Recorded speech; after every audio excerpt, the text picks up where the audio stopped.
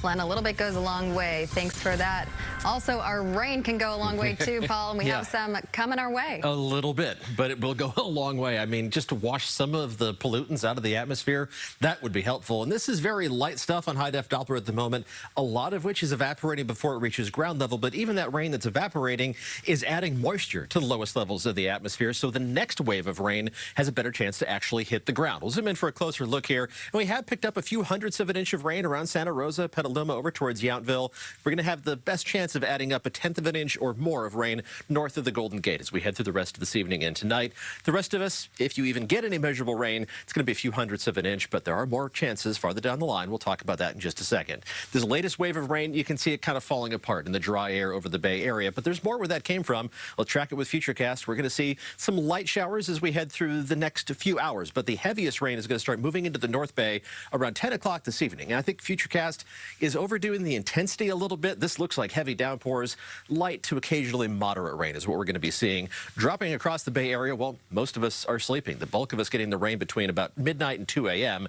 That measurable rain is going to move out pretty quickly, but still plenty of lingering cloud cover, fog, mist, drizzle to start the day on Tuesday, so allow some extra time, some extra stopping distance in the morning commute. But we're going to start to see the sun peeking through the clouds already by late morning, and I think we'll see more sunshine breaking through the stubborn low cloud cover as we head into the afternoon, so not a completely gray day like we had today. Here are those forecast rainfall amounts, and again, it's a few hundredths of an inch for most of us. Best chance of picking up more than a tenth of an inch north of the Golden Gate and then in the Santa Cruz Mountains. But the overall weather pattern is going to send another storm system towards us later on this week. Just those lingering showers, the mist, the drizzle tomorrow morning, but the next one lining up with another rain chance headed in already by Wednesday night. This one doesn't look very impressive. Again, maybe a couple hundredths of an inch of rain. We'll definitely take it, but the storm door is going to remain open. So a lower than a 50-50 chance of measurable rain Wednesday night into Thursday, a much better chance on the way as early as Sunday, but more likely by Sunday night into Monday. And that one, when we add all the rain chances up over the next 7 days, is going to amount to an inch to an inch and a half of rain. This is one version of one forecast model. Doesn't mean we're definitely going to get these amounts, but all the data is pointing in the same direction with that more substantial area of rain moving in by early next week. Temperatures today, we're definitely on the cool side thanks to that stubborn fog and low cloud cover. Everybody topped out in the low to mid 50s. That's it. And current temperatures dropping down to the upper 40s where the rain has cooled things off.